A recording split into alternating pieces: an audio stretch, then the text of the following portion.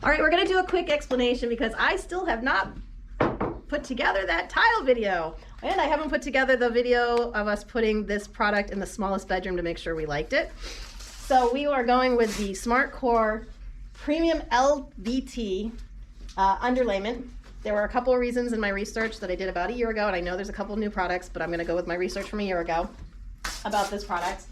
Not only does it add for cushion and sound, but it has this thermal break with this shiny side. Home Depot really stepped up their game, and they have an incredible selection, and we found two really nice products that are very similar to the Smart Core product that we used on their backing. And when we pull that out, I'll show you. I guess we weren't ready. I jumped the gun here. I vacuumed for the umpteenth time, and voila, we are ready with the underlayment.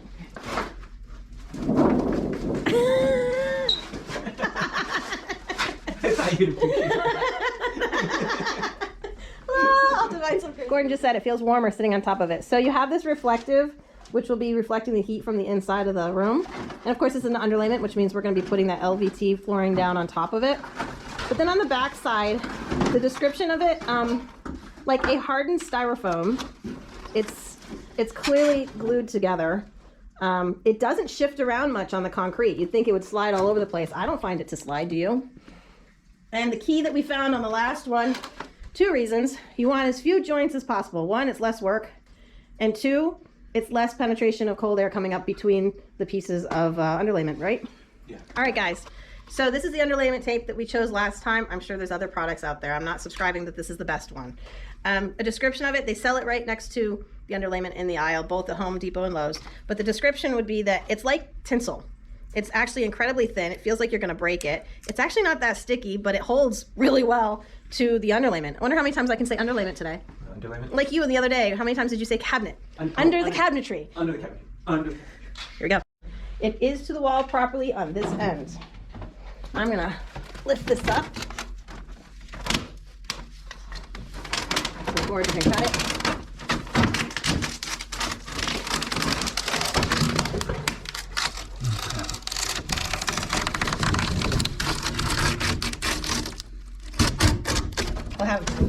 I got a little far from the wall here, but it's okay. Right there. That was a tough cut. I think stay tight on the wall. So as for our last project, our tools of preference are this really cool hook one. I don't know, it's like a utility knife, just it has a hook. Found that pretty helpful.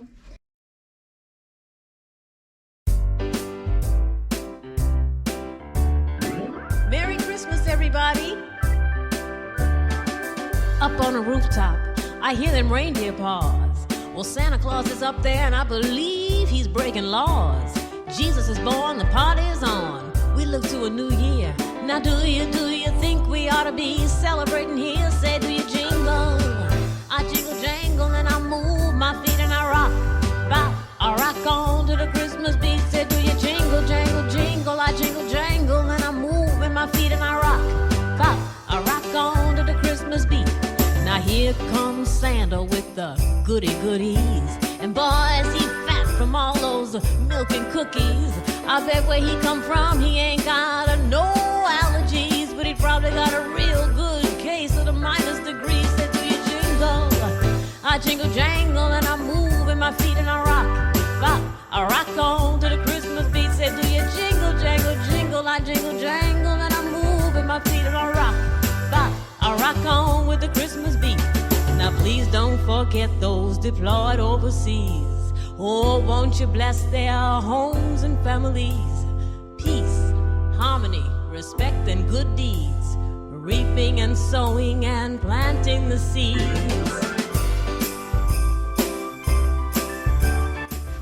Gordon has been zoned. He opened his knee pad and little particles of something in the Velcro landed all over our work surface. And just so you know, if you buy these, you have to find the right tongue and groove match. They don't all match. Even within the same companies, they don't all match. But we happen to find some. Before you leave, come and get yourself some of my very, very special hot buttered rum. Say, do you jingle? I jingle jangle and I move. All right, as we've been working with this, a few things are coming back to us. So per box, there'll be multiple of the same pattern, like the knots you know, or the grain.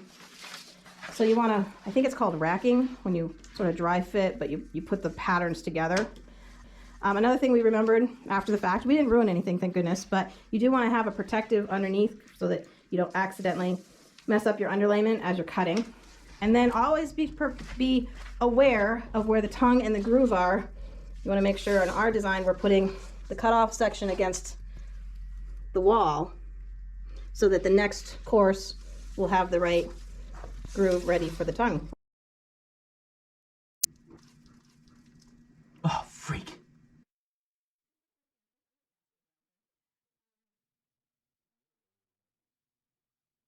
So when you do this, make sure you have your board facing the right way. But we have a nice pattern for the piece that we are going to use.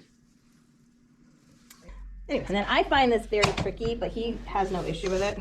It's like sheetrock. You just, like he says, you get your hand on where it should be cut on the other side, and then it pops.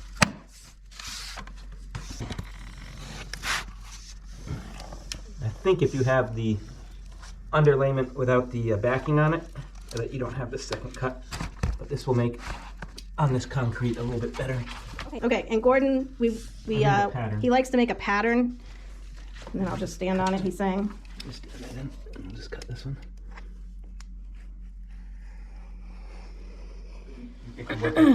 So these are the spacers, and my option is a 2mm, or I think that says 5, it's hard to read. I think it's a 5mm, let's come over where the light is. So the smaller one. So you want the 2mm. So you can kind of see there's a groove, or maybe you can't.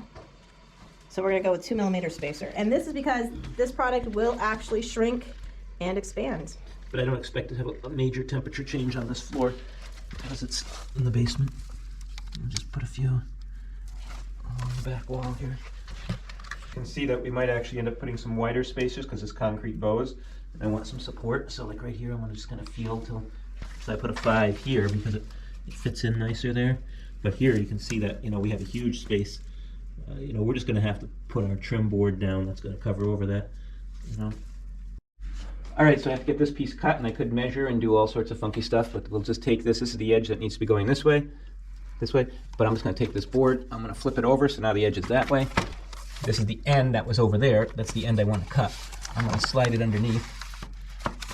Right now I have no spacers on either end of the things. I'm tight to the wall, but we're gonna need some space.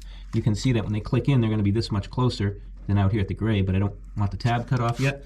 So I'm just gonna cut out at the gray, and then we'll actually have a little extra room for the spacers and everything.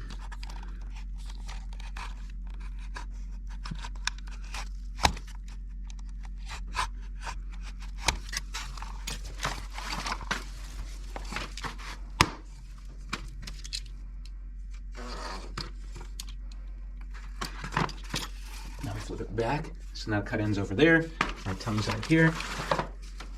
So not only does it connect on the long edge, but it snaps on the short end. And then I really liked this particular grain pattern because you're never gonna line all that up, but it seems to look okay.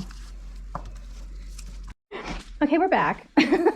Just lock this in. There's a reason Gordon's doing all this, so, and I didn't quite understand it. So he's locked these two pieces in, that one and this one, with this piece. And he's identified the area that we need for the step into the unit. I'm getting him a spacer. Okay. So this wall, if you look down it, it's not perfectly square. We could have probably gotten a lot better at cutting if we had done some other system. But like I said, we're putting some trim down there.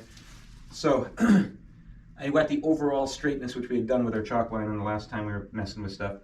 The overall straight of this wall, and now I lock these together so that this isn't floating around and it's coming straight down the board. So now I can use this to lay in this pattern here. So basically what we'll do is we're going to take a piece here, and we're just going to lay it on top here. We're going to line this up like this up there.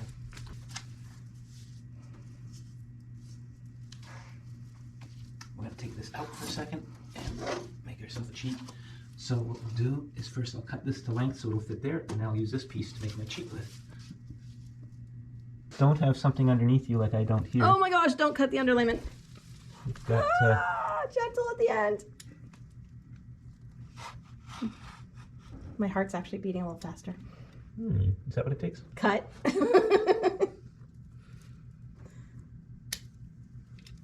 see if I got enough of that.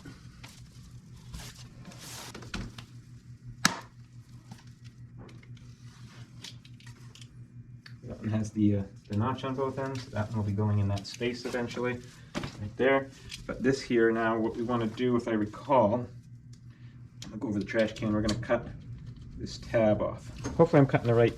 I can't remember if I cut both tabs off or one tab off. I saw it on a YouTube video, so it must be right. I rock on to the Christmas beat. I rock on with the Christmas beat. Jingle jangle, jingle jangle. We are Gordon and Carissa.